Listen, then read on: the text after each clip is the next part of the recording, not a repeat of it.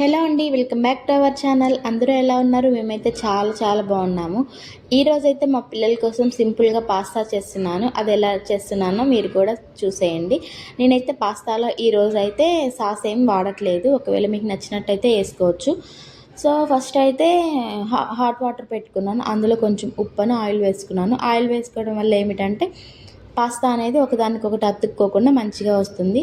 ఆ నీళ్ళు వేడైన తర్వాత మనం తీసి పెట్టుకున్న పాస్తా ఉంటుంది కదా, అది ఆ వాటర్లో వేసుకోవాలి. తర్వాత తాలింపు కోసం అయితే ఒక కళాయి పెట్టుకొని అందులో ఒక 2 స్పూన్ల దాకా నూనె వేసాను.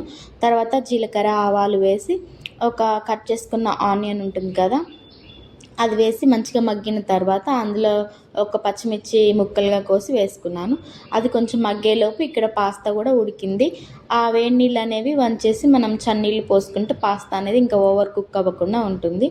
తర్వాత ఈ తాలింపులో మనం కొంచెం కరివేపాకు అలానే అల్లం వెల్లుల్లి పేస్ట్ వేసుకొని మంచిగా పచ్చివాసన పోయేదాకా వేయించుకోవాలి.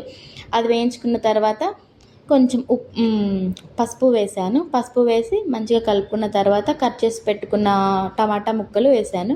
అవి వేసి అది కొంచెం మగ్గిన తర్వాత అందులో కొంచెమే కారం వేసాను. ఎందుకంటే పిల్లలకి చేస్తున్నాను కదా నేను, అందుకే కొంచెం వేసాను. ఒకవేళ మీరు చేసుకోవాలంటే మీ స్పైస్కి తగ్గట్టు మీరు వేసుకోవచ్చు. తర్వాత కొంచెం ధనియాల పొడి వేసి మంచిగా కలిపేసుకున్న తర్వాత మనం బాయిల్ చేసి పెట్టుకున్నాం కదా పాస్తా, దాన్ని ఒక స్ట్రైనర్లో వేసి వడగట్టుకున్న తర్వాత ఆ నీళ్ళన్నీ పోయిన తర్వాత ఈ పాస్తాని తాలింపులో కలిపేసుకోవడమే. పైన కొంచెం నేను పెప్పర్ పౌడర్ చల్లాను, అంటే మిరియాల పొడి చల్లాను. అది మంచిగా కలిపిన తర్వాత మనం ఉప్పు అనేది మన టేస్ట్గా తగ్గట్టుగా అడ్జస్ట్ చేసుకోవచ్చు. ఇది బాగా కలిపిన తర్వాత కొంచెం నిమ్మరసం పిండుకొని సర్వ్ చేసుకుంటే చాలా బాగుంటుంది. ఈ వీడియో మీకు నచ్చితే ప్లీజ్ లైక్, షేర్, సబ్స్క్రైబ్ చేసుకోవచ్చు కదా. బాయ్.